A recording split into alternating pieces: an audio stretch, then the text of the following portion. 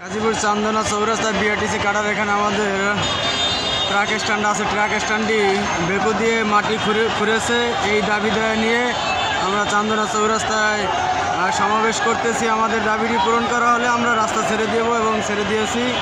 তো এখানে আমাদের এই হলো দাবি দেওয়া। তো সব গাড়িগুলো এখানে বসে আছে, এখানে পুলিশ প্রশাসন আছে।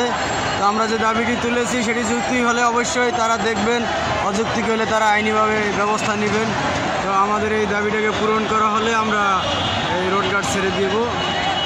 পুলিশ মহোদয় এখানে আছেন, ঠিক আছে।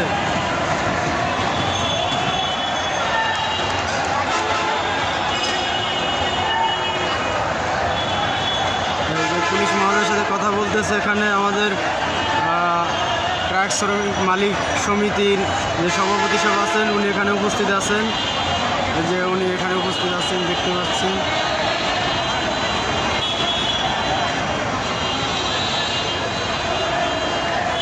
যে উনি এখানে উপস্থিত আছেন। আপনারা আরও জানতে পারবেন যে এখানে একটি দীর্ঘ যানজট, গাজীপুরে যে বিএনপি এবং আওয়ামী লীগের চাঁদা নিয়ে যে একটি সমস্যা আছে দুই গ্রুপের, সেই সমস্যার কারণে সিটি কর্পোরেশনের আন্ডারে গিয়ে তারা ট্রাক স্ট্যান্ডটি মাটি খুঁড়ে গর্ত করেছে।